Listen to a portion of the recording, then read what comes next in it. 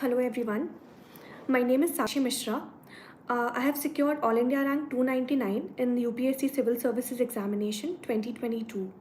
So UPSC Time has asked me to make a basic video about my UPSC journey and the strategy that I followed to clear this examination. हम bilingual रखेंगे ये session, English and Hindi both. अगर आपको बीच में कुछ ना समझ आए या कोई दिक्कत आए तो प्लीज़ चैट बॉक्स में लिख दीजिएगा. सो मुझे ऑलरेडी एक लिस्ट ऑफ क्वेश्चंस दी गई है जो फ्रीक्वेंटली आस्क्ड क्वेश्चंस होते हैं एस्पिरेंट्स के. सो पहले मैं उन्हें एड्रेस करूँगी और उसके बाद अगर आप लोगों को और कोई क्वेश्चंस हों तो आप कमेंट्स में पूछ सकते हैं. फर्स्ट ऑफ ऑल एक छोटा इंट्रोडक्शन मेरे बारे में. मेरा नाम जैसे कि मैंने बताया साक्षी मिश्रा है. ऑल इंडिया रैंक 299 है मेरी इस बार. I was born in Shahdol town which is in Madhya Pradesh. एक छोटा शहर है मध्य प्रदेश में. मैंने अपनी स्कूलिंग केंद्रीय विद्यालय से की है, जिसके बाद मैंने बीए प्रोग्राम पॉलिटिकल साइंस और हिस्ट्री में किया है lady Shri Ram college for women Delhi university से. और मेरी जो ग्रेजुएशन है वो 2020 में कंप्लीट हुई, अराउंड अगस्त 2020.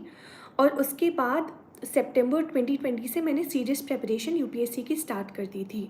और उसके बाद मेरा जो फर्स्ट अटैम्प्ट था वो 2021 में था, जिसमें अनफॉर्चुनेटली मेरा प्रीलिम्स क्लियर नहीं हो पाया था. और उसके बाद 2022 में by the grace of God मेरी ये जो रैंक आई है.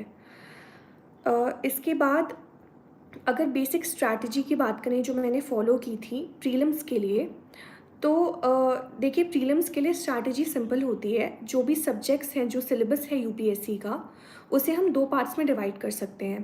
One which is the relatively static portion, जो स्टैटिक सब्जेक्ट्स हैं जिनमें बहुत ज़्यादा चेंजेस नहीं आते. For instance modern Indian history, polity. So these are relatively static in nature and also इनका जो वेटेज है एग्जामिनेशन में वो भी सब्सटैंशियल होता है.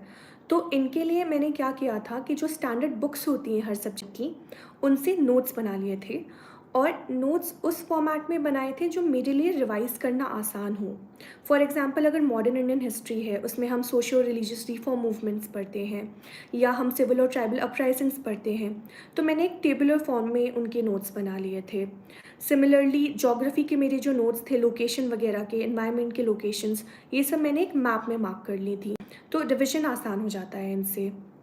इसके बाद जो रिलेटिवली डायनामिक सब्जेक्ट्स हैं, जैसे science and technology, environment, international relations, इनके लिए भी मैंने कुछ बेसिक स्टैंडर्ड सोर्सेज से कवर किए थे. उसके साथ मेरा फोकस ज़्यादा करंट अफेयर्स पे था. तो जो कोचिंग इंस्टीट्यूट्स के ईयरली कंपाइलेशंस आते हैं करंट अफेयर्स के, मैंने दो अलग कोचिंग इंस्टीट्यूट्स के कंपाइलेशन रेफ़र किए थे फॉर दीज पर्टिकुलर सब्जेक्ट्स. उसमें मुझे जो भी वैल्यू एडिशन मिला वो मैंने अपने नोट्स में ऐड कर लिया.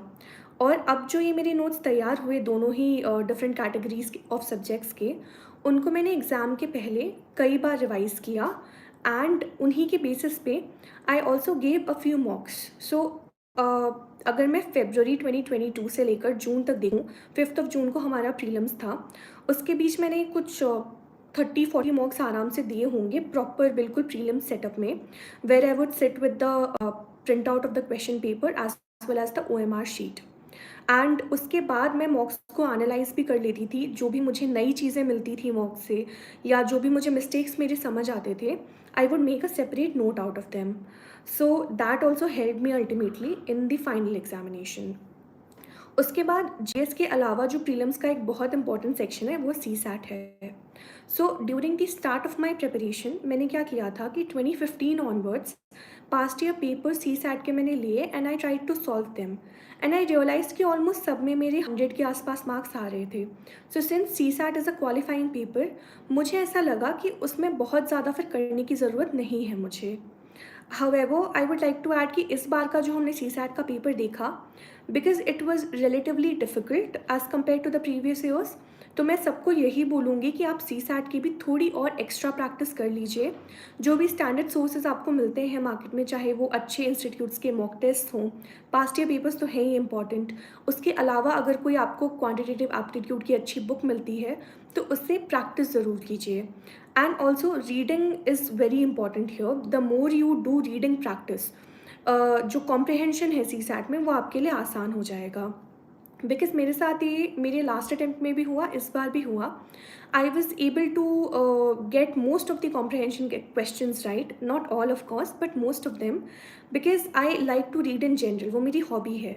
तो मुझे उससे कॉम्प्रहेंशन में भी काफ़ी हेल्प मिल गई थी. फाइनली एक चीज़ जो प्रीलिम्स में हम यूजुअली इग्नोर कर जाते हैं, विच आई वुड लाइक टू से हियर. देखिए, नॉलेज इंपॉर्टेंट होती है, आप कितना पढ़ते हैं वो डायरेक्टली आपके पेपर में रिफ्लेक्ट होगा. पर प्रीलिम्स के लिए जो मैंने नोटिस किया है, एक चीज़ और ज़्यादा इंपॉर्टेंट होती है, वो है आप किस माइंडसेट से प्रीलिम्स का पेपर अप्रोच करते हैं. बिकॉज मैंने 2 प्रीलिम्स दिए 21 और 22 में, और दोनों के बीच कुछ 8 महीने का गैप था. मेरे नोट्स जो मैंने बनाए थे वो सिमिलर थे, सारी स्ट्रैटेजी सिमिलर थी, नंबर ऑफ मॉक्स सिमिलर थे. डिफरेंस केवल एक चीज़ का आया. 21, क्योंकि वो बिल्कुल मेरी प्रिपरेशन की शुरुआत थी, 20 के एंड में मैंने प्रिपेयर करना शुरू किया था, 1 साल हुआ था, but I was still a little under confident in terms of my preparation. मुझे ऐसा लग रहा था कि शायद मेरी प्रिपरेशन उतनी अच्छी नहीं है. तो मेरा बहुत नर्वस आउटलुक था पेपर को लेके. इसकी वजह से मैंने काफ़ी सिली मिस्टेक्स किए पेपर में, या जो मेरा एक गेस वर्क होता है वो सही नहीं था, मैंने सही लॉजिक अप्लाई नहीं किए कई क्वेश्चंस में. 2022 का जो पेपर मैंने दिया, that I approach with a very calm and confident mindset. इससे क्या हुआ कि जो भी ऐसे क्वेश्चंस थे जिनमें कुछ एलिमिनेशन की टेक्निक्स लग रहे थे या कोई पर्टिकुलर लॉजिक लग रहा था, I was able to see all of those things more clearly. तो मैं यही बोलूँगी कि हाँ, रिविजन करिए, नोट्स बनाइए, अपना नॉलेज बेस डेवलप करिए प्रीलिम्स के पहले. लेकिन जब आप एग्ज़ाम हॉल में एंटर करें, so try to be patient, try to be calm while attempt in the paper. ये बहुत हेल्प करता है इवेंचुअली पेपर में. So this was about prelims. उसके बाद मेंस की अगर बात करें, तो मेंस में हम 3 एलिमेंट्स में डिवाइड कर सकते हैं पूरे मेंस पेपर को. पहला है ऐसे, दूसरा जीएस के पेपर्स, और अल्टीमेटली हमारा ऑप्शनल. ऐसे के लिए आई थिंक जो कोर एलिमेंट या कोर स्ट्रैटेजी है वो है about practising. The more you practise writing essays, the more you will improve in that paper. And उसके लिए बहुत इंपॉर्टेंट है कि जो भी ये वेबसाइट्स हैं जहाँ पे टॉपर्स की पास्ट ईयर कॉपीज़ होती हैं, आप एक बार उनको देख लीजिए तो आपको अंदाज़ा लग जाएगा कि यूपीएससी के ऐसे की डिमांड क्या है. Because there is a particular pattern in which you are suppose to write the essays. तो अगर हम वो टॉपर्स की कॉपीज़ देखें, जैसे मैंने रेफ़र की थी, विक्रम ग्रेवाल सर हैं, मैंने उनकी कॉपीज़ रेफ़र की, अनुदीप सर की मैंने कॉपीज़ रेफ़र की. सो ये मुझे इनसे बहुत अच्छा आइडिया लग गया था कि एग्जैक्टली यूपीएससी हमसे एक्सपेक्ट क्या कर रहा है ऐसे में. उसके बाद एक और इम्पॉर्टेंट चीज़ ये होती है कि आप टॉपिक कौन सा सिलेक्ट करते हैं ऐसे का. आपको 2 एसेज लिखने होते हैं यूपीएससी पेपर में, एज यू वुड नो, और हर सेक्शन में 4 टॉपिक्स हैं, उनमें से एक आपको सिलेक्ट करना पड़ता है. So my advice would be to select those essays जिसके बारे में कुछ कंटेंट आपको ऑलरेडी पता हो, जो आप आइडिएट कर पा रहे हो, जिसके बारे में you are getting ideas about those essay. और एक बार आपने टॉपिक सिलेक्ट कर लिया, उसके बाद try to make a brief structure. जो आपके पीछे आंसर शीट के रफ पेजेस होते हैं, try to make a brief structure of the essay कि आप कैसे जाएंगे. सो इससे क्या होगा, आप जब फाइनली ऐसे लिखते हैं तो थोड़ा कोहेरेंट हो जाएगा वो ऐसे, एक फ्लो आएगा उसमें. सो दैट आई वुड सजेस्ट. और एक चीज़ जो बहुत लोग बोलते हैं कि जो बहुत कॉमन टॉपिक्स हैं या जो रिलेटिवली इजी टॉपिक्स होते हैं, जो सभी लोग उसको अटेम्प्ट करेंगे, उन्हें नहीं लिखना चाहिए. We should try to write the topics which not a lot of people will attempt. I don't think that is the right strategy. I think आपको वो टॉपिक चूज़ करना चाहिए जिसमें आप सबसे ज़्यादा कंफर्टेबल हों. आपका कंफर्ट, आपके आइडियाज़ कितने अच्छे से आ पा रहे हैं एक पर्टिकुलर टॉपिक पर, this is the most important element of choosing that. उसके बाद जीएस की बात करें तो एक जो सबसे प्राइमरी फोकस होना चाहिए आपके प्रिपरेशन का, वो है जीएस का सिलेबस. सबसे पहले मैंने यही किया था कि जो डिटेल्ड सिलेबस होता है, हमें वेबसाइट पर मिल जाता है यूपीएससी की, वो मैंने प्रिंट आउट ले लिया था उसका. And first of all I ensured कि जितने भी कीवर्ड्स दिए हैं सिलेबस में, that I have covered each and every word of them. वो कुछ मैं छोड़ कर नहीं गई थी. सो उससे ऑलमोस्ट सारे टॉपिक्स कवर हो गए थे मेरे. और उसके बाद अगेन जो मेरी नोट मेकिंग की स्ट्रैटेजी प्रीलिम्स के लिए थी, लार्जली मेंस के लिए भी वही स्ट्रैटेजी थी. मैंने नोट्स बनाए and I focused on the multiple revision of notes. और क्योंकि मेंस के लिए हमारे पास अच्छा टाइम भी होता है, प्रीलिम्स और मेंस के बीच भी टाइम होता है, और प्रीलिम्स के पहले भी हम ऑब्वियसली मेंस की प्रिपरेशन थोड़ी तो कर ही लेते हैं। तो लास्ट लास्ट में मैंने जो मुझे मोस्ट इम्पॉर्टेंट टॉपिक्स लगे उनके शॉर्ट नोट्स भी बना लिए थे, ताकि वो जो गैप होता है मेंस के जस्ट पहले या मेंस के पेपर्स के बीच में जो गैप होता है, उसमें मैं आसानी से अपने नोट्स रिवाइज़ कर पाऊँ। उसके बाद अगर हम कुछ पर्टिकुलर टॉपिक वाइज या पेपर वाइज बात करें, तो जो GS1 पेपर है, GS पेपर या जो हम GS के आंसर्स लिख रहे हैं, उनकी स्ट्रैटेजी तो सेम होती है। You should make notes, you should revise them and you should learn how to structure your answers based on the toppers copies और based on whatever feedback you get by your mentors और peers. वो strategy same होती है, पर जो अलग अलग GS के पेपर्स होते हैं उसमें हम कुछ पर्टिकुलर चीज़ें कर सकते हैं जिससे we can get some extra marks in every paper. For instance तो GS1 का पेपर है, since it covers aspects like history, art and culture, geography के कुछ एस्पेक्ट्स हैं, सो इसमें डायग्राम्स की इंपॉर्टेंस आ जाती है। आप जहाँ पॉसिबल हो मैप्स बनाइए, इंडिया का मैप या वर्ल्ड मैप, अगर आपके आंसर से वो रेलिवेंट हो तो। या अगर आर्ट एंड कल्चर या हिस्ट्री की बात है, so you can try making diagrams there, so it adds some value to your answer. Similarly paper 2 की अगर हम बात करें, since it has elements of polity in it, so अगर आपको कोई रेलिवेंट कॉन्स्टिट्यूशनल आर्टिकल पता है किसी भी क्वेश्चन से रिलेटेड, या कोई important supreme court high court verdicts पता है उस पर्टिकुलर क्वेश्चन से रिलेटेड, तो ट्राई कीजिए कि आप उन्हें मेंशन ज़रूर करें।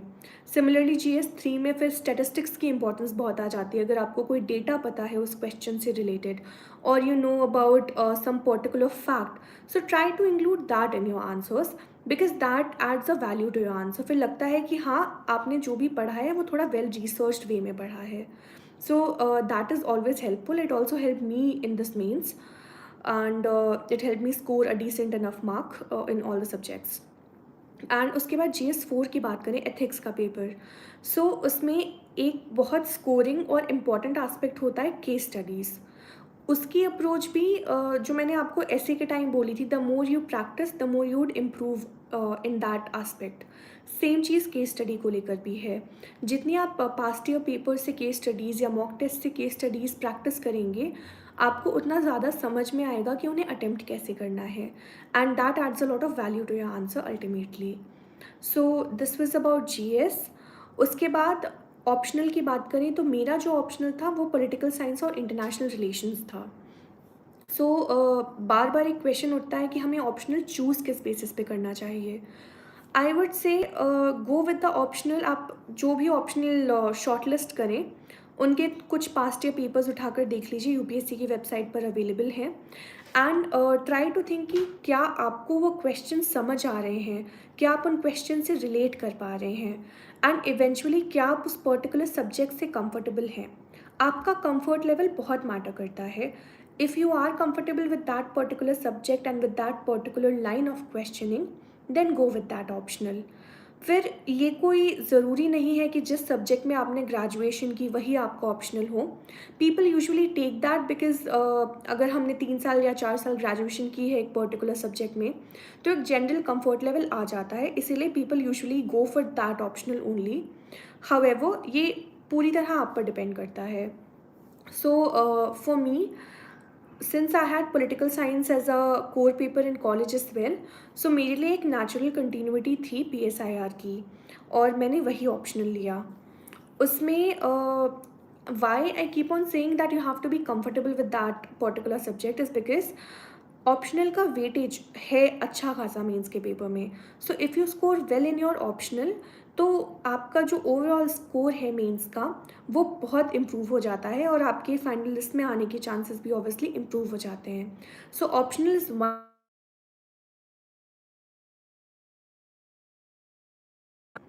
sorry so optional is one particular thing which can make or break your paper per se. Mine was PSIR. I scored 278 in that. It's a decent score. Obviously, there's a lot of room for improvement, but it's a decent score is what I have heard.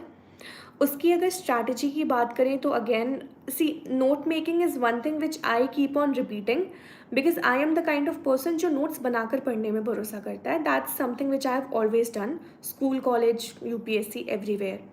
If you are the kind of person जो सीधा book से highlight करने में और उसमें पढ़ने में comfortable है, then you do not need to make notes. But if you are comfortable with note making, जैसे कई लोग होते हैं उन्हें नोट्स बनाकर बेटर याद रहती हैं चीज़ें, so if you are that kind of person then go with note making. I was the latter kind, so I went with note making. मैंने ऑप्शनल के भी डिटेल नोट्स बनाए थे एंड उसको मैंने वही मल्टीपल टाइम्स रिवाइज किया exam के पहले, and that was the basic approach.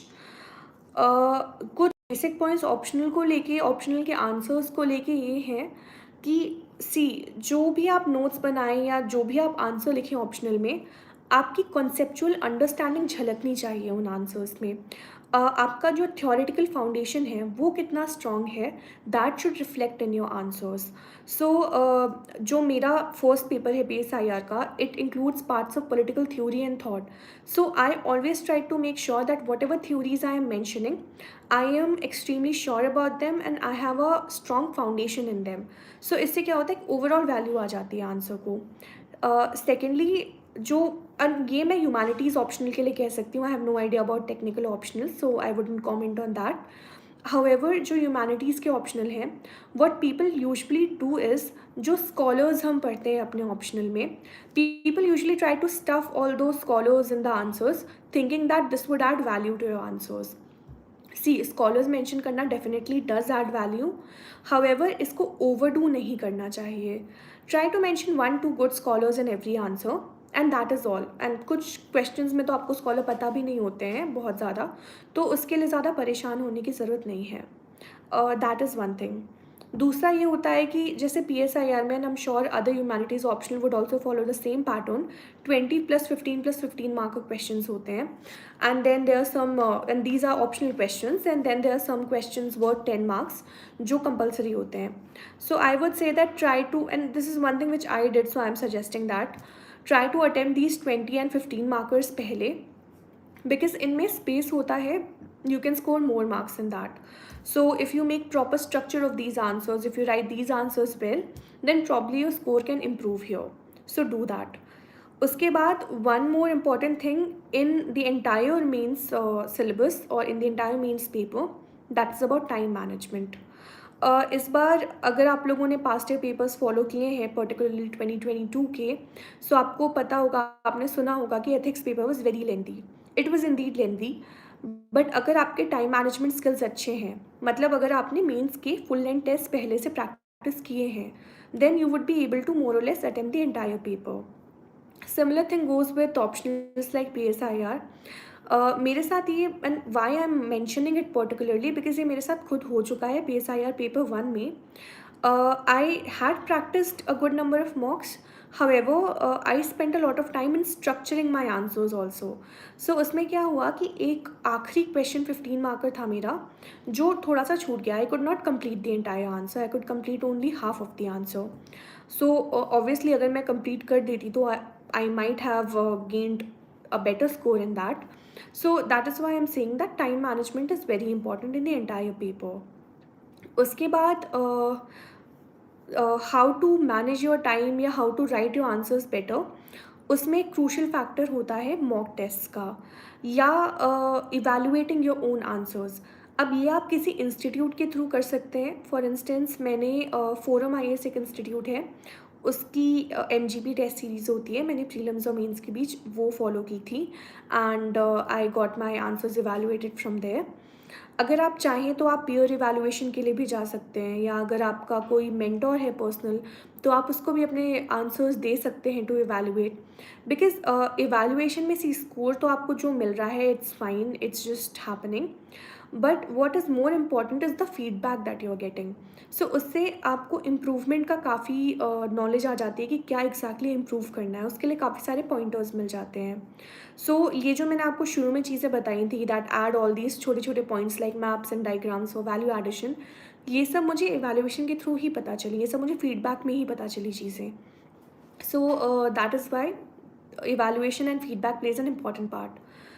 Having said that, it's not important to go for any coaching in particular. If you have other trustworthy sources where you can get your evaluation done, seniors, mentors, peers, anyone, you can also go for that. No problem with that. One important thing while giving mocks, like I said during the prelims preparation as well, थोड़ा सा ना एक setting matter करती है। तो अगर आप mains के मॉक्स दे रहे हैं, so you should try that आप 3 घंटे में पेपर बिल्कुल फिनिश ही कर दें, ताकि आपकी टाइम मैनेजमेंट स्किल्स बेटर होंगी। शुरू में ऑब्वियसली दिक्कत आती है, हम अक्वेंटेड नहीं होते हैं इतने लेंदी पेपर्स अटेम्प्ट करने के लिए 3 घंटे में, but again the more you practice the better you would be in this, so keep on doing that. उसके बाद मुझे जो लिस्ट दी गई थी, इसमें they have also asked one important question about my sources. So I am going to just list the sources in general जो मैंने यूज़ किए हैं हर पेपर के लिए, एंड मैं ये लिस्ट दे भी दूँगी यूपीएससी टाइम को, वो अपने डिस्क्रिप्शन में प्रॉब्लम इसको शेयर कर देंगे। GS1 के लिए जो मेरे सोर्सेज थे, मॉडर्न इंडिया के लिए मैंने स्पेक्ट्रम जो एक बुक आती है वो रेफ़र की थी। आर्ट एंड कल्चर के लिए नितिन सिंघानिया सर की आर्ट एंड कल्चर की बुक है, दैट आई हैड रेफर्ड।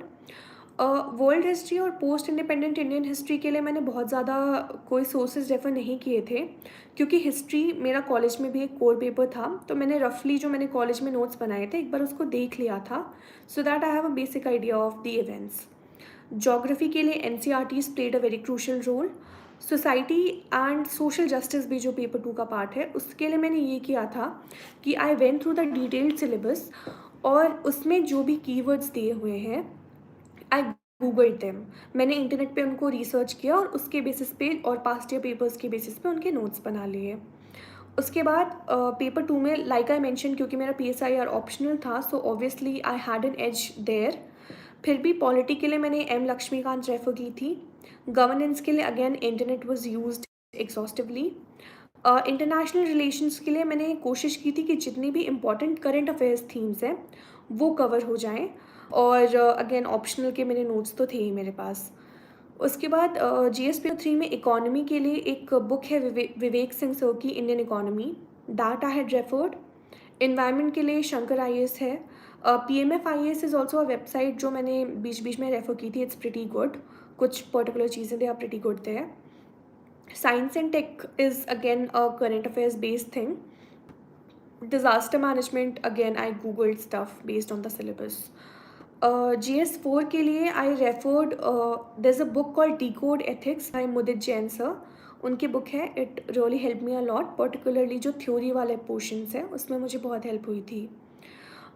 उसके बाद अगर मैं करंट अफेयर्स की बात करूँ, तो ऑब्वियसली मैं रोज़ न्यूज़पेपर तो फॉलो कर ही रही थी, बट पर्टिकुलरली एग्ज़ाम के पहले जो कंपाइलेशंस आते हैं, मैंने उनको भी रेफ़र किया था अच्छे से। जो एक मेंस 365 कंपाइलेशन है विजन IAS का, that I had followed for mains.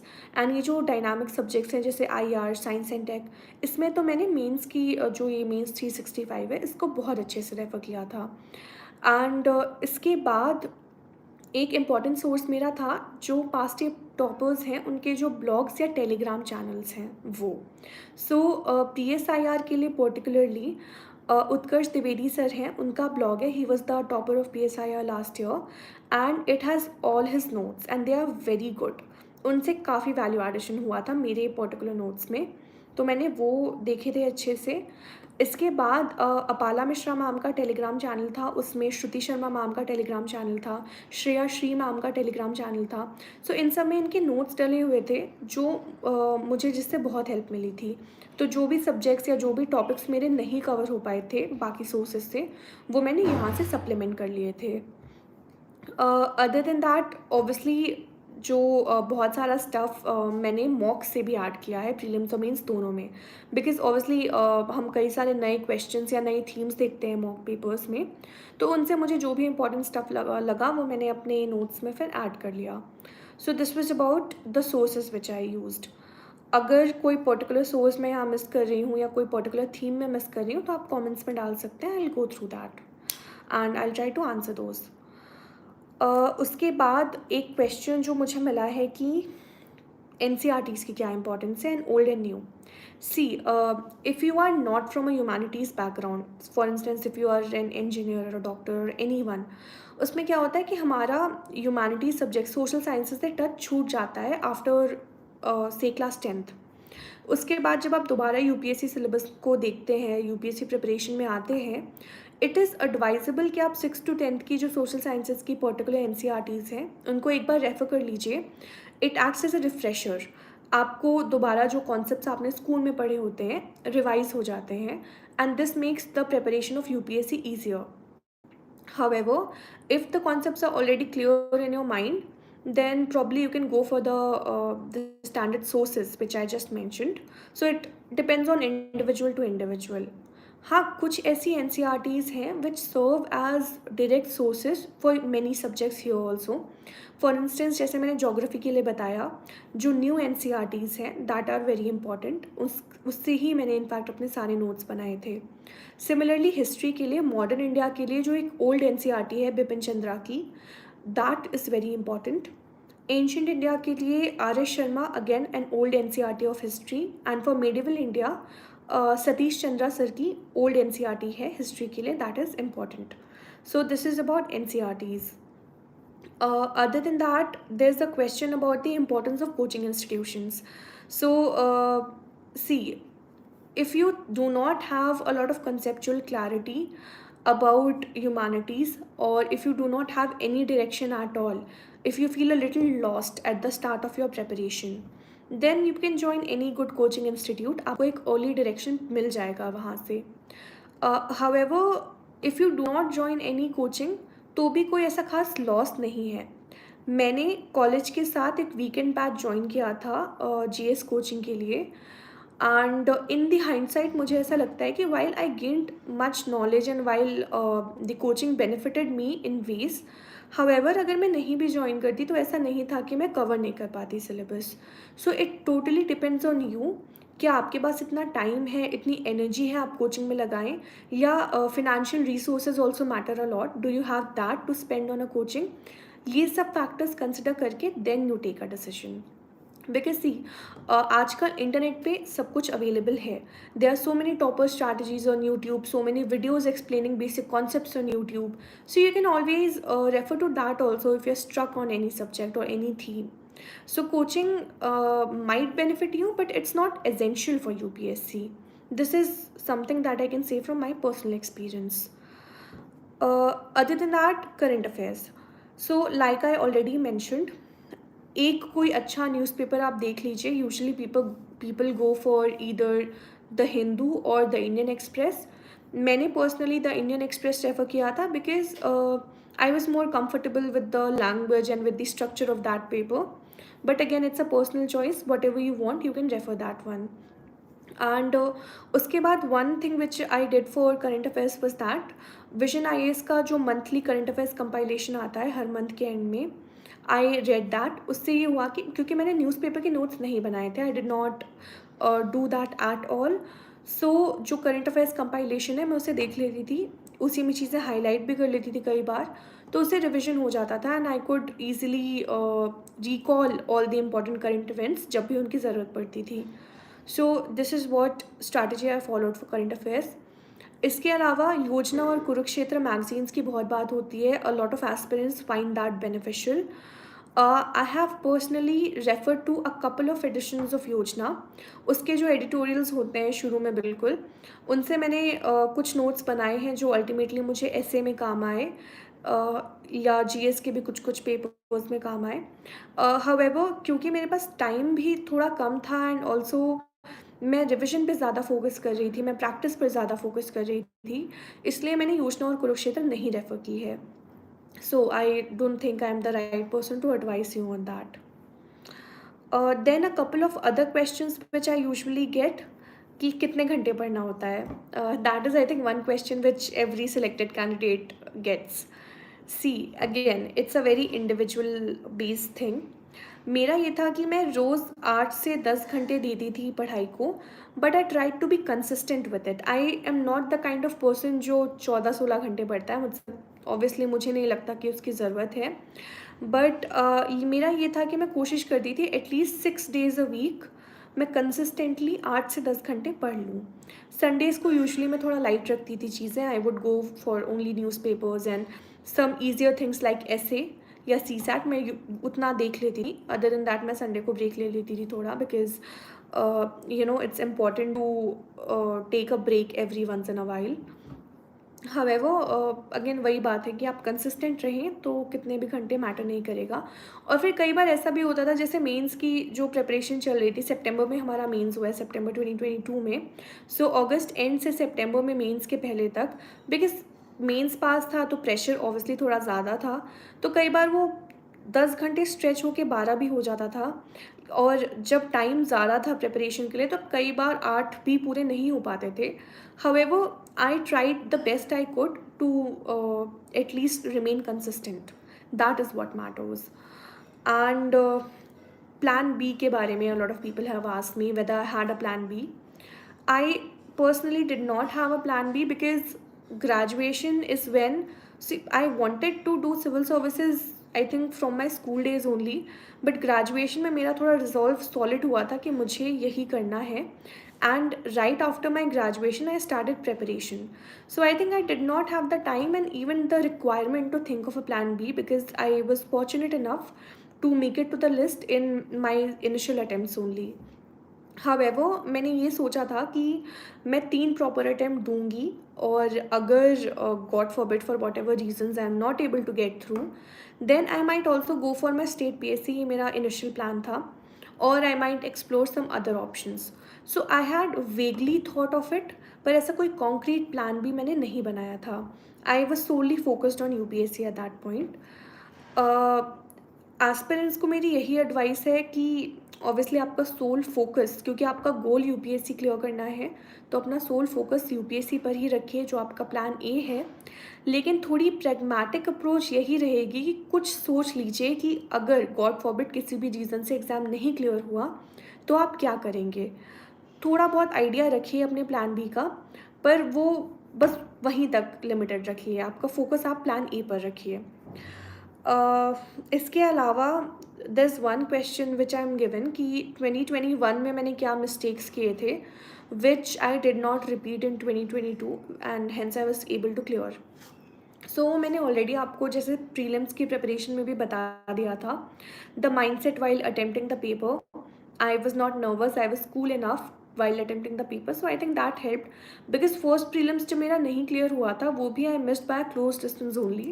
So that is one thing that I tried to improve upon in the next one.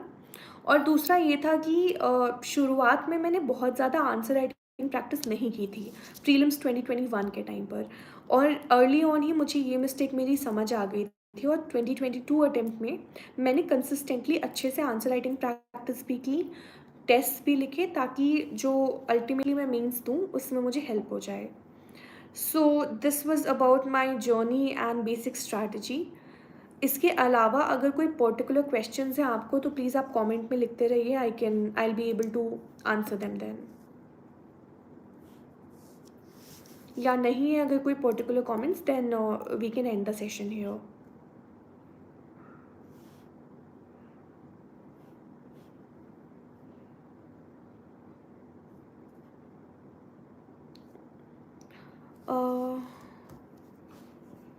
Okay, now I can सी.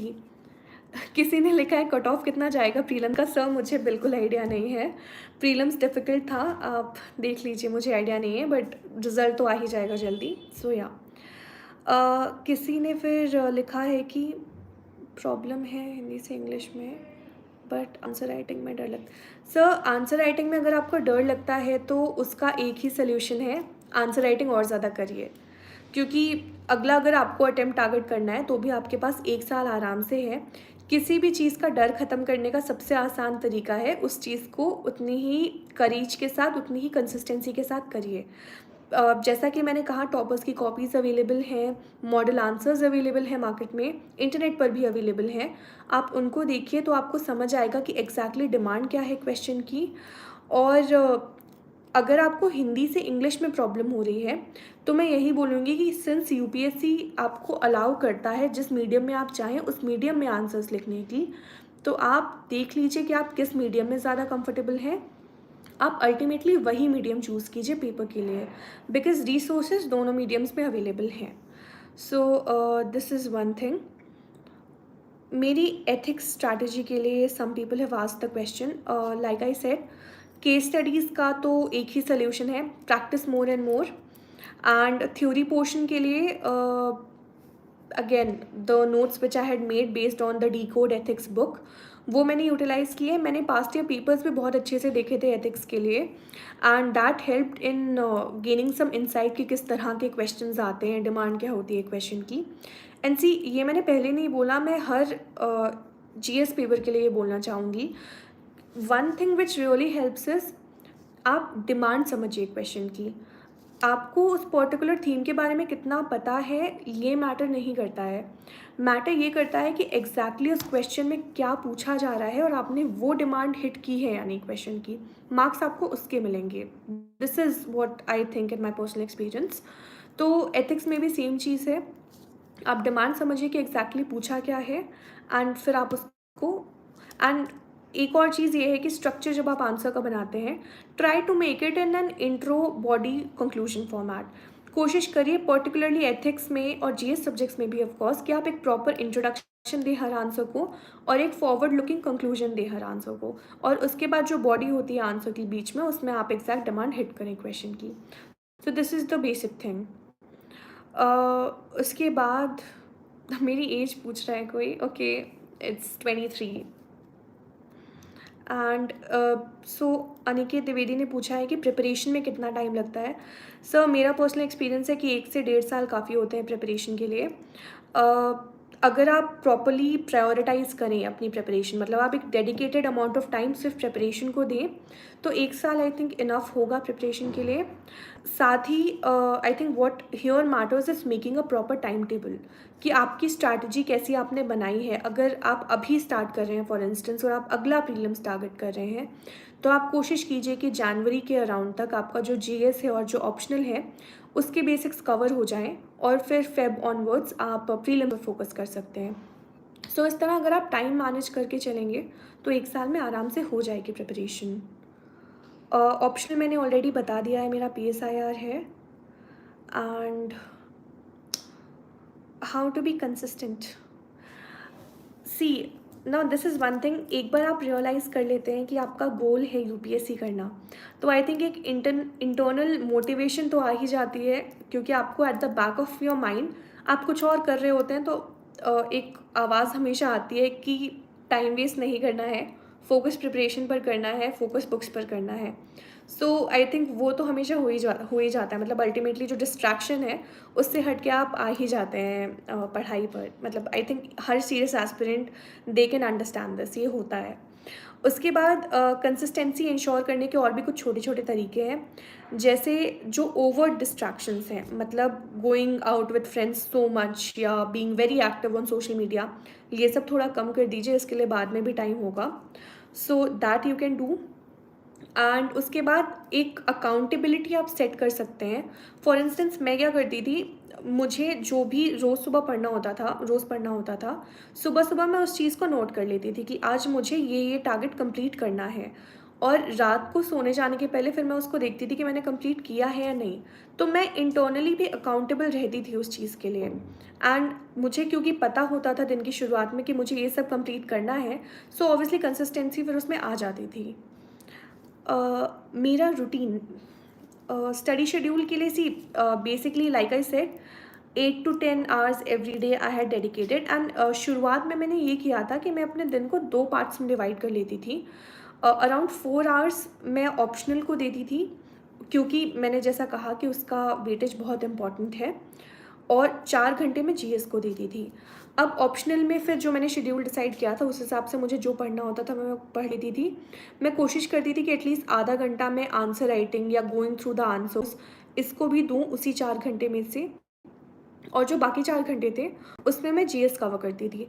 अगर मैं कोई हैवी सब्जेक्ट जैसे polity या economy cover कर रही हूँ, तो मैं कोशिश करती थी कि अराउंड 2.5 से 3 घंटे मैं उस पर्टिकुलर हैवी सब्जेक्ट को दूँ, और साथ में 1 से 1.5 घंटा मैं कोई लाइटर सब्जेक्ट जैसे एनवायरनमेंट या आईआर उसको डेडिकेट कर दूँ। सो this was basically my study schedule. उसके अलावा 2 घंटे मैं ऐसे स्पेयर में रखती थी, 1 घंटा तो न्यूज़पेपर करंट अफेयर्स में निकल जाता था, और 1 घंटा फिर कई बार ये होता था कि आपने 2 घंटे का टारगेट सेट किया है, पर कई बार स्पिल ओवर वो हो जाता था टारगेट, तो उसके लिए मैं वो 1 घंटा रखती थी ताकि एडिशनल चीज़ें कवर हो सकें। उसके बाद बुक्स, जैसा कि मैंने ऑलरेडी बताया आपको स्टार्टिंग में, मेरा फोकस, मेरी रिसोर्सेज बहुत लिमिटेड थे। मैंने बहुत सारी बुक्स किसी भी सब्जेक्ट के लिए रेफ़र नहीं की हैं। हर सब्जेक्ट के लिए मैंने एक ही बुक रेफ़र की है, जैसा कि मैंने आपको शुरुआत में बता दिया था। उसके अलावा मेरा फ़ोकस ये था कि उन बुक्स से कैसे मैं नोट्स बनाऊँ और उनको कितना ज़्यादा रिवाइज़ करूँ, ताकि एग्ज़ाम में मेरी एक्यूरेसी अच्छी हो। This was my main focus. उसके बाद पीएसआईआर की मेरी बुक लिस्ट, यस, वो मिस हो गई, थैंक यू। सो पीएसआईआर के लिए जो मेरा कोर फोकस था, एक तो शुभ्रा रंजन मैम है, उनकी नोट्स, प्रिंटेड नोट्स हैं, वो आप कोचिंग इंस्टीट्यूट से ले सकते हैं, या आई थिंक मार्केट में भी अवेलेबल हैं। सो that is one thing which I also went through. Other than that, like I said कि मेरा जो पॉलिटिकल साइंस सब्जेक्ट था कॉलेज में, वहाँ से मैंने जो नोट्स बनाए थे, या वहाँ पर कुछ बुक्स ऐसी थी जिनसे मुझे बहुत हेल्प मिली थी, वो मैंने एक बार अपने ऑप्शनल की प्रिपरेशन में भी रेफ़र की थी। जैसे जो पेपर 1 है, सेक्शन ए, उसके लिए एक बुक है political theory by Rajeev Bhargava and Ashok Acharya, वो मैंने रेफ़र की थी। उसके बाद कुछ लोग ओपी गॉबा भी रेफ़र करते हैं, सो इसमें फिर आपके पास ऑप्शन है, whatever you think is easier you can refer to that. Paper 2 के लिए Andrew Heywood is a famous book, so that is also good, वो मैंने रेफ़र की थी, एंड्रयू हेवुड की ग्लोबल पॉलिटिक्स। और पेपर 2 सेक्शन बी जो है, वो सबसे ज़्यादा डायनामिक पार्ट है ऑप्शनल का, that is basically about India's foreign policy. So वहाँ पर मैंने एक ऑक्सफोर्ड कंपेनियन है टू पॉलिटिक्स इन इंडिया, एक ऑक्सफोर्ड हैंडबुक है, वो मैंने रेफ़र की थी। हाउएवर अगर आप शुभ्रा मैम के नोट्स या उत्कर्ष द्विवेदी सर का जो ब्लॉग है उसके जो नोट्स हैं, वो भी रेफ़र करेंगे तो आपका मैक्सिमम सिलेबस कवर हो जाएगा।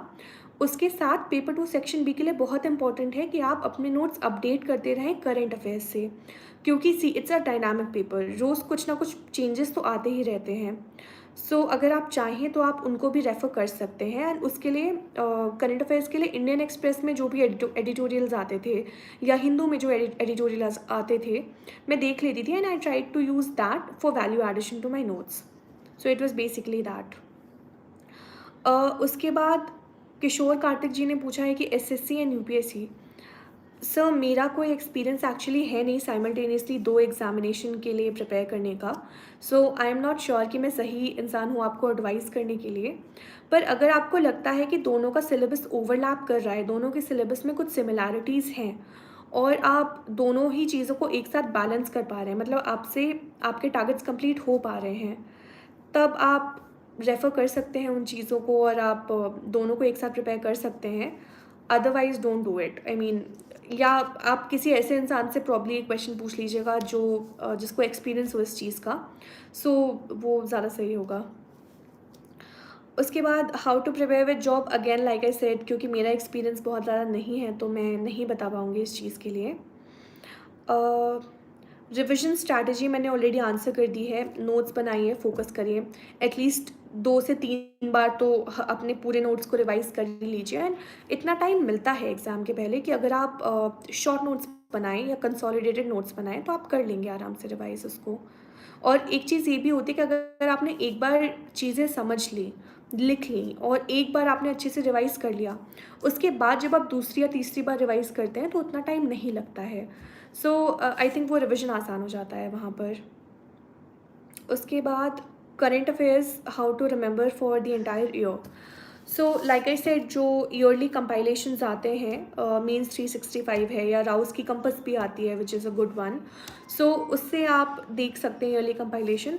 और फिर एक चीज़ ये भी है कि अगर आपने हर दिन न्यूज़पेपर प्रॉपर्ली फॉलो किया है, चाहे नोट्स बनाए हो या ना बनाए हो न्यूज़पेपर के, पर आपने डेडिकेटेड फोकस के साथ अगर न्यूज़पेपर पढ़ा है, और आपने जो मैंने मंथली कंपाइलेशंस बोले वो फॉलो किए हैं, सो मोर और लेस थीम्स आपको याद रह जाती हैं। मतलब ये मेरा प्रैक्टिकल एक्सपीरियंस भी था कि मोर और लेस आपको थीम्स याद रह जाएंगी। उसके बाद ऑफ कोर्स जो ईयरली कंपाइलेशंस हैं वो भी हेल्प करते हैं। Best channel for current affairs, मैंने एक्चुअली यूट्यूब उसके लिए रेफ़र किया नहीं है, so again I wouldn't be able to advice you on that. मेरा फोकस न्यूज़पेपर और मैगजीन्स पर ही था। सो या CSAT, like I said, past year papers are very important. आपको लेवल ऑफ क्वेश्चंस यूपीएससी का पास्ट ईयर पेपर से ही पता चलेगा। सो 2010 ऑनवर्ड्स आप देख सकते हैं, जितनी आप कुछ लोग तो 2000 ऑनवर्ड्स भी देखते हैं। सो आप वो सारे पेपर्स पहले तो अच्छे से सॉल्व कीजिए, क्योंकि पास्ट ईयर पेपर्स की आंसर की भी यूपीएससी के साइट पर अवेलेबल है, इंटरनेट पे उनके सॉल्यूशंस भी अवेलेबल हैं। So first of all try to solve all of them. उसके बाद एक चीज़ ये भी है कि अगर हम सी सैट की बात करें तो हम उसको 3 ब्रॉड कैटेगरीज में डिवाइड कर सकते हैं। First is the reading comprehension part, second is the general mental ability part, and third is the maths portion. आप खुद जितनी पास्ट ईयर पेपर सॉल्व करेंगे उसके बाद आपको अंदाज़ा लग जाएगा कि इन तीनों एरियाज़ में से आपकी स्ट्रेंथ कौन सी है, आपकी वीकनेस कौन सी है। जैसे मुझे पता था कि comprehension is usually a strong zone for me. Similarly general mental ability, उसमें मैं ठीक थी, मतलब I was able to solve most of the questions. Basic numeracy या जो मैथ्स है उसमें मैं बहुत ज़्यादा अच्छी नहीं थी, ये मुझे रिकॉग्नाइज हो गया था। एंड क्योंकि ये क्वालिफाइंग पेपर है तो मैंने कोशिश की, तो मेरी जो स्ट्रेंथ है उसमें मेरी एक्यूरेसी अच्छी आए, उसके लिए मैंने प्रैक्टिस बहुत की, पास्ट ईयर पेपर से भी, कोचिंग के मॉक्स से भी। और उसके अलावा मैथ्स का मुझे थोड़ा बहुत नॉलेज था कि बेयर मिनिमम उतना ही किया मैंने। So that is there. उसके बाद prelims mock test I think internet पर भी अवेलेबल हैं, कोचिंग्स की वेबसाइट्स पर भी आपको मिल जाएंगे, कोचिंग्स के टेलीग्राम चैनल्स भी होते हैं। सो उसमें जो ओपन टेस्ट होते हैं वो डालते हैं अपनी वेबसाइट्स और चैनल्स पर, सो आप वहाँ से एक्सेस कर सकते हैं। Newspaper the Hindu and the Indian Express, either of them you can refer. मैंने personally the Indian Express refer किया था। इंटरव्यू के टाइम हाँ मैंने द मिंट, द हिंदू सब थोड़े बहुत देखे थे, क्योंकि मेरा इंटरव्यू जो है वो 18 मई को था, which was the last day of the entire interview cycle, और रिजल्ट दिसंबर में आया था हमारे मेंस का। सो आप खुद सोच सकते हैं कि मेरे पास बहुत टाइम था इंटरव्यू प्रिपरेशन के लिए। तो मैंने 2-3 न्यूज़पेपर रेफ़र किए थे क्योंकि मेरे पास टाइम था। पर मेंस तक एक ही कोई न्यूज़पेपर पढ़िए, पर अच्छे से पढ़ लीजिए। सो फिर वो आपकी चॉइस है, आप देख लीजिए एक बार दोनों पढ़ के कि आप किसकी लैंग्वेज के साथ ज़्यादा कंफर्टेबल हैं, you can refer to that. Prelims में कितने क्वेश्चंस अटेम्प्ट करने हैं ये आपको खुद डिकोड करना पड़ेगा, और वो कैसे करेंगे उसका तरीका ये है कि आप पास्ट ईयर पेपर्स अटेम्प्ट करिए प्रॉपरली, जैसे मैंने बोला 2 घंटे बैठ के आराम से, और कुछ अच्छे मॉक्स फुल लेंथ टेस्ट जो मॉक टेस्ट होते हैं वो आप अटेम्प्ट कर लीजिए, और उसके बेसिस पे आप देखिए कि आप कितने क्वेश्चंस अटेम्प्ट कर रहे हैं, जिसके बाद एक डिसेंट स्कोर आपका आ रहा है। क्योंकि I know a few of my friends जो 90 प्लस क्वेश्चंस भी अटेम्प्ट करते थे और बहुत अच्छा स्कोर लेकर आते थे। आई am the kind of person, I am a very conservative risk taker. तो मैं बहुत ज़्यादा गेस वर्क के लिए नहीं जाती थी, मैं यूजुअली 80 से 85 क्वेश्चंस के बीच अटेम्प्ट करती थी। मैंने दोनों प्रीलिम्स में यही किया है, एंड मेरा कट ऑफ आराम से क्लियर हुआ है दोनों में, सॉरी दूसरे वाले में, not the first one, but it was a close distance. So like I said, वो आपको खुद से डिकोड करना पड़ेगा कि कितने क्वेश्चंस आप कंफर्टेबल हैं। उसके बाद इकोनॉमिक्स प्रिपेयर करने के लिए इंडियन इकोनॉमी के लिए मैंने जैसा बताया, विवेक सिंह सर की एक बुक है इंडियन इकोनॉमी, मैंने वो यूज़ की थी। उनका एक टेलीग्राम चैनल भी है जिसमें वो करंट अफेयर्स जो भी हैं इकोनॉमी से रिलेटेड उसको डिकोड कर देते हैं इन एन ईजियर लैंग्वेज, मैंने वो किया था।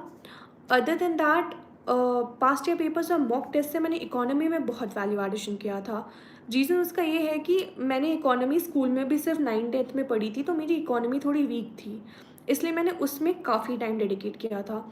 तो मैंने 100 के नोट्स और 100 की बुक के अलावा जो भी अच्छे इंस्टीट्यूट्स थे जैसे विजन, फोरम, जीएस कोर, इन सब के मॉक टेस्ट लगाए थे काफ़ी सारे, और उनसे जो भी मुझे वैल्यू एडिशन मिला वो मैंने अपने नोट्स में इंक्लूड कर लिया था। Okay, I am going to appear for 2024, I have only one attempt left.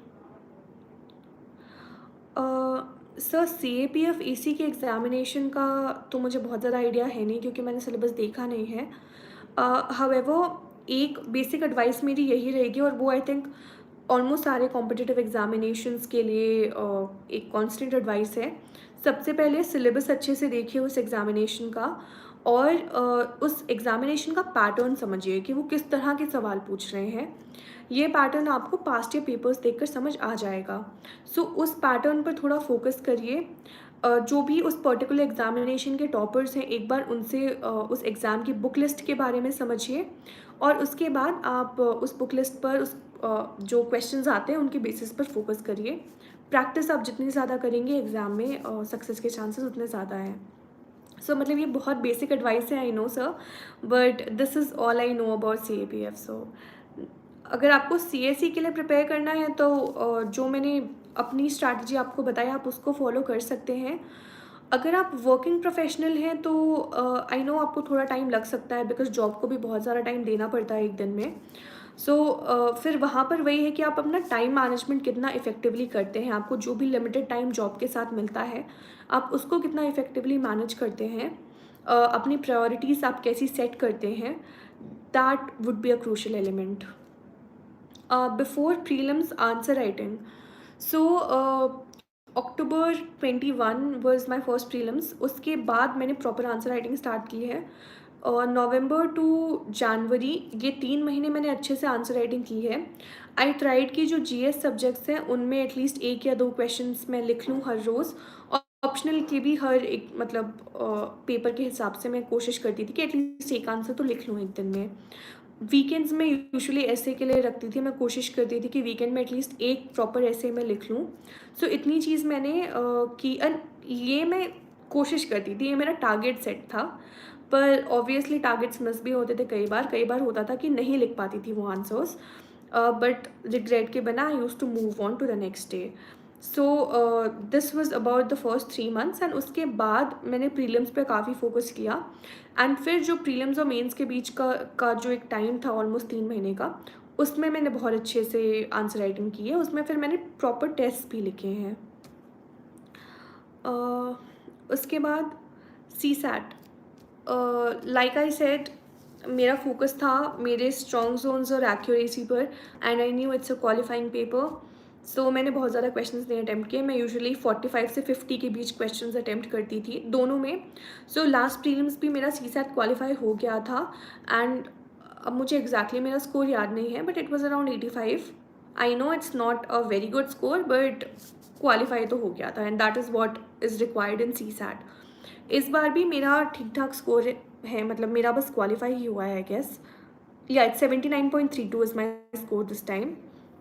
Again qualify हो गया था, कट ऑफ के ऊपर था, क्योंकि मैंने 45 के अराउंड क्वेश्चंस अटैम्प्ट किया था I think this time also. So but I insured कि मेरी एक्यूरेसी प्रॉपर हो। और बाकी अगर आपको और एक्स्ट्रा सजेशंस चाहिए तो जैसा मैंने कहा, आप कोशिश करिए कि अपने आप स्ट्रेंथ्स और वीकनेसेस आइडेंटिफाई कर लें, और उसके बाद आप उन एरियाज़ पे वर्क करिए। आप जितनी ज़्यादा प्रैक्टिस करेंगे आपकी एक्यूरेसी उतनी ज़्यादा बढ़ेगी। अगर आप सेल्फ स्टडी कर रहे हैं, like I said, it's fine, coaching important नहीं है। सी कोचिंग का काम होता है आपको एक अर्ली डायरेक्शन प्रोवाइड करना कि आप कैसे पढ़ाई करें, आप क्या सोर्सेज रेफ़र करें, या फिर आप एक पर्टिकुलर सोर्सेज को किस तरह से पढ़ें। This is the basic purpose of coaching as I understand it. अगर आप सेल्फ स्टडी कर रहे हैं तो भी it's fine, coaching is not at all essential. Daily routine, फिर जैसा कि मेरा रूटीन था, मैंने 2020 ऑनवर्ड्स, क्योंकि एक तो वो लॉकडाउन पीरियड था, मैं घर पर थी, और मैंने वहीं से प्रिपरेशन की है, which is again another point जो मैं बोलना चाहूँगी। दिल्ली जाना is not at all important for UPSC। मैंने शेडोल भी नहीं, इनफैक्ट मेरी मम्मा की पोस्टिंग अभी अनूपपुर में है, which is an even smaller town in Madhya Pradesh, तो मैंने वहाँ से प्रिपरेशन की है। Delhi is not important first of all. And daily routine जो मैंने बताया मेरा वही था, 8 से 10 घंटे का फोकस था। GS और ऑप्शनल को इक्वल पार्ट्स में डिवाइड कर दिया था, एंड करंट अफेयर्स के लिए अलग से टाइम निकाला था। सो बेसिक रूटीन वही था। एंड अनदर इम्पॉर्टेंट आस्पेक्ट जो मैंने स्टार्टिंग में नहीं कहा, आपके हेल्थ पर फोकस बहुत इंपॉर्टेंट है प्रिपरेशन के टाइम पर। सो आई वुड सजेस्ट कि थोड़ा सा अपनी फिजिकल हेल्थ का भी ध्यान रखिए, because healthy body healthy mind, it's basic funda यही है। तो मैं तो I use to go for walks और फॉर जॉगिंग एवरी डे। ये एक थोड़ा थेरेपेटिक भी होता है, आपको खुद को अच्छा लगता है, एक ब्रेक मिल जाता है प्रिपरेशन से, आधे 1 घंटे आप इसको डेडिकेट करिए। Try to eat healthy, again that's very important. And mental wellbeing पे भी फोकस बहुत इंपॉर्टेंट है, and people do not usually talk about it, so that is why I think it's important to mention it here. कोशिश करिए कि आपका जो भी क्लोज़ सर्कल है, क्लोज़ सपोर्ट ग्रुप होता है यूजुअली हमारे फ्रेंड्स और फैमिली का, कोशिश करिए कि आप अपनी प्रिपरेशन में उनको लूप में रखें, ताकि जब भी आपको थोड़ा भी अपसेट या डाउन फ़ील हो रहा हो, आप उन लोगों से बात कर सकें, तो आप थोड़ा-सा रिचार्ज या रिफ्रेश फ़ील करेंगे। सो अपना जो भी डेली शेड्यूल है, उसमें इसके लिए भी टाइम निकालिए। This is the basic aspect. Interview experience, okay. So मेरा, लाइक आई मैंशनड, 18th मई को मेरा इंटरव्यू था, one of the last candidates to go in, and I think it was also a little funny, because जब result आया था दिसंबर में mains का, I was so enthusiastic to give the interview, I was over enthusiastic to give the interview actually, and ironical भी ये था थोड़ा कि मेरा ही लास्ट पेपर था, which is fine. Smita ma'am का बोर्ड था, Smita Nagaraj ma'am, she is a senior member of the UPSC, so उनका बोर्ड था, एंड मेरा एक्सपीरियंस अच्छा था। मतलब मैं यही कहूँगी कि एक बहुत कॉर्डियल और लर्निंग एक्सपीरियंस होता है जब आप बोर्ड से इंटरेक्ट करते हैं। ऑलमोस्ट आधे घंटे चला था इंटरव्यू। स्मिता मैम थी और 4 मेंबर्स थे जिन्होंने एक पूरी पैनल बनाई थी, and they were asking me questions one by one. अलग अलग एस्पेक्ट्स से क्वेश्चन आए, कुछ करंट अफेयर्स से क्वेश्चंस आए, कुछ मेरा जो डिटेल्ड एप्लीकेशन फॉर्म था जिसमें मेरे बारे में कुछ बेसिक डिटेल्स थे उससे क्वेश्चन आए, मेरे एजुकेशनल बैकग्राउंड से क्वेश्चन आए। सो अलग अलग फील्ड्स कवर थे। कहीं भी वो एक ग्रिलिंग या इंटेरोगेशन वाली फीलिंग नहीं आती है, वो बहुत कॉर्डियल लोग हैं। एक पॉजिटिव और स्माइलिंग इन्वायरमेंट था पूरे रूम में, they were smiling and acknowledging my replies all the time. They tried their best to make me feel comfortable inside the interview room. So that was a very good experience, and ultimately जब आप इतने learned लोगों से बात करते हैं एक panel में, सो बहुत कुछ सीखने को मिलता है, अच्छा फील होता है। So this is in a nutshell my interview experience. I felt really good, and बाहर निकलते वक्त जब आप एक्चुअली यूपीएससी की बिल्डिंग को देखते हैं, वो जो एनॉर्मिटी है उसकी, जब वो आपको हिट करती है, तो आई थिंक कहीं ना कहीं you feel grateful. I personally felt really grateful कि मुझे अपॉर्चुनिटी मिली कि मैं इंटरव्यू तक आऊँ और इस पैनल से इंटरेक्ट करूँ। सो वो फीलिंग थी बेसिकली मेरी। उसके बाद लक की importance, sir I don't know, I mean मैंने कभी इतना लक को फैक्टर इन नहीं किया। सी आई डू अंडरस्टैंड कि लक की भी एक इम्पॉर्टेंस होती है किसी भी एग्जामिनेशन में या किसी भी सर्कमस्टांस में। ऑफ कोर्स लक मैटर करता है हर जगह। यूपीएससी में कितना मैटर करता है मुझे नहीं पता, बट आई एम श्योर करता तो है डेफिनेटली। एंड अब सी लक इज़ वन थिंग जो आपके हाथ में नहीं होता है, तो उसके लिए फिर आप क्या कर सकते हैं? मतलब how do we hedge against these unpredictable situations की लक आपके साथ है या नहीं, या फिर बाकी जो फैक्टर्स हैं वो आपके साथ हैं या नहीं। उसका एक ही तरीका है। I am student of PSIR, हम मैकेवेली को पढ़ते हैं। मैकेवेली कहता है Fortune favours the brave. Basically आप कोशिश करिए कि जितना आप अपने हिसाब से कर सकते हैं आप वो फुली करिए। आप जितना कंसिस्टेंट रह सकते हैं प्रिपरेशन में, आप कितना डेडिकेटेडली पढ़ाई कर सकते हैं, कितनी ज़्यादा किसी भी चीज़ की प्रैक्टिस कर सकते हैं, ये सब आपके हाथ में है। तो ये आप जितना हो सकता है उतना करिए, और आई थिंक ये एक इम्पॉर्टेंट रोल प्ले करेगा। अगर जो लक बेस्ड कुछ फ्लक्चुएशंस आते भी हैं, तो भी अगर आप ये वाला साइड थोड़ा सॉलिड रखेंगे तो प्रॉब्ली आपको हेल्प मिलेगी। उसके अलावा लक वगैरह के जो एस्पेक्ट्स हैं वो हमारे कंट्रोल तो होते नहीं हैं। सो आई वुड सजेस्ट कि this early on in your preparation do not focus too much on your luck, या उस पर बहुत ज़्यादा फोकस करके परेशान मत होइए। आप सिर्फ पढ़ाई पर या जो आप कर सकते हैं अपने तरीके से उस पर फोकस करिए। That is all. उसके अलावा अगर आप सबके कोई भी क्वेश्चंस हैं then please you can ask, and I think most of the questions I have already answered.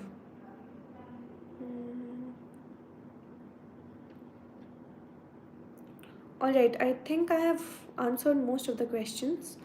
सो इसके अलावा अगर कोई क्वेश्चन नहीं है आप लोगों का, तो I think we should end the session, and thank you so much for being here today, and all the very best to everyone. And okay, there's one more question, group related to UPSC. सो मेरे कुछ friends थे जो UPSC के लिए prepare कर रहे थे। सो हम लोगों ने मेंस के टाइम पे एक छोटा ग्रुप बनाया था, उसमें हम कुछ 7-8 लोग थे। हम पर्टिकुलरली ये ऑप्शनल पर फोकस्ड ग्रुप था हमारा, हम सबका PSIR ऑप्शनल था। सो हम उसमें आंसर्स अपने लिख कर भेज देते थे और हम पीयर रिव्यू कर लेते थे एक दूसरे के आंसर। सो ये एक छोटी सी ग्रुप की यूटिलिटी थी मेरे लिए। और अगेन इंटरव्यू प्रिपरेशन में भी एक ग्रुप के साथ मैंने पढ़ाई की। हम करंट अफेयर्स के डिस्कशंस कर लेते थे या फिर एक दूसरे को जो भी डाउट्स होते थे वो सॉल्व कर देते थे। सो अकेडमिकली ये इम्पोर्टेंस है ग्रुप की। उसके अलावा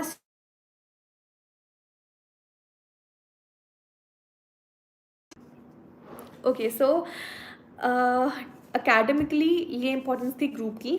उसके अलावा से एक इम्पॉर्टेंस ये होती है, जो मैंने मेंटल हेल्थ की बात की, अगर आपके फ्रेंड्स हैं वो भी यूपीएससी की प्रिपरेशन कर रहे हैं और आपके ट्रस्ट वर्दी फ्रेंड्स हैं जो आप जिनको ट्रस्ट कर सकते हैं, तो ऑब्वियसली आप जो भी एक्सपीरियंसेस हैं अपने उनके साथ शेयर कर सकते हैं। अगर आपको कभी भी थोड़ा भी अपसेट फील हो किसी भी बारे में तो आप उनसे इंटरेक्ट कर सकते हैं। They will always cheer you up. तो फ्रेंड्स का तो ये रेलिवेंस देखिए होता ही है। So this was relevant for me as well. जी, मेरा टेलीग्राम चैनल अभी नहीं है कोई, बिकॉज़ रीज़न ये है कि मेरे पास अभी बहुत ज़्यादा अपनी बेसिक स्ट्रैटेजी के अलावा शेयर करने के लिए कुछ है नहीं, क्योंकि जो मैंने नोट्स बनाए थे, मेरे पेन पेपर नोट्स हैं सारे, मैंने कॉपीज़ में बनाए थे, ऑनलाइन नोट्स नहीं है मेरे पास। और जो भी मेरी कुछ ठीक ठाक आंसर कॉपीज़ थी वो रेलिवेंट पोर्टल्स पे ऑलरेडी कोचिंग इंस्टीट्यूट्स ने अपलोड कर दी हैं। So I don't think I have a lot of things to share through a Telegram channel. अभी जो बेसिक स्ट्रैटेजी थी वो तो इस वीडियो में हमने बात कर ही ली है। So no, I do not have a Telegram channel. So I guess that is it, we should end it here. आप सबके queries, I hope I was able to satisfy your queries to an extent, and all the very best with your preparation, guys. Just like I said, remain consistent and try to give your best. ठीक है, so I am ending it